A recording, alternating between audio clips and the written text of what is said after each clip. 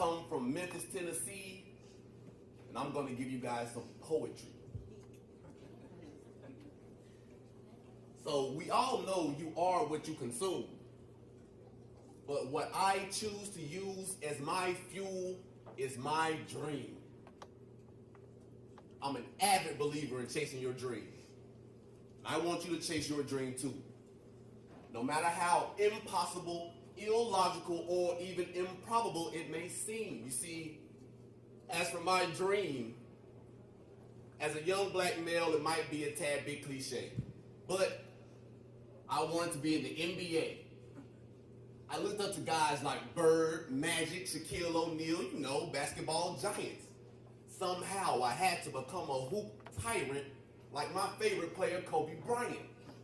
Even to this day, I get jealous when I see KD, AD, Steph Curry, and even trash LeBron James get a ring. Because truthfully, I wanted to be the next king. But there was one problem. And y'all better not laugh. I wanted to be the next king. The only problem is I got cut every time I tried out for the team. I said, don't laugh.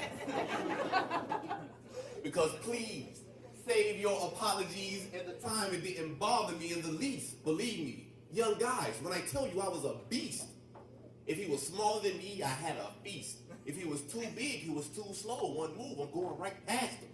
Over half of my assists were no-look passes. On defense, I dropped down. From then on, it was lockdown. You see, I specialized in protection. On offense, it was knockdown. Where I'm from, we call that wetness, no matter who was contesting. Other than that, my offense arsenal wasn't that impressive. I mean, getting rebounds came natural, but I wasn't really aggressive.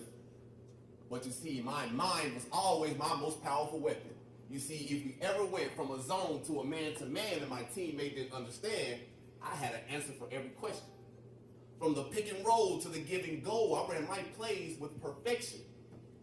You should have seen me transitioning between positions. I played small and power forward. I was powerful. Yet I was fluent in finessing, often the center of attention. But on that fateful day, and I can still remember how I used to take a deep breath with my hand outstretched just so I couldn't possibly miss it by mistake. I looked for my name. It was not there. After several seconds of scanning, I'm overpowered by this pain that can only be overshadowed by my shame, because this year was my year.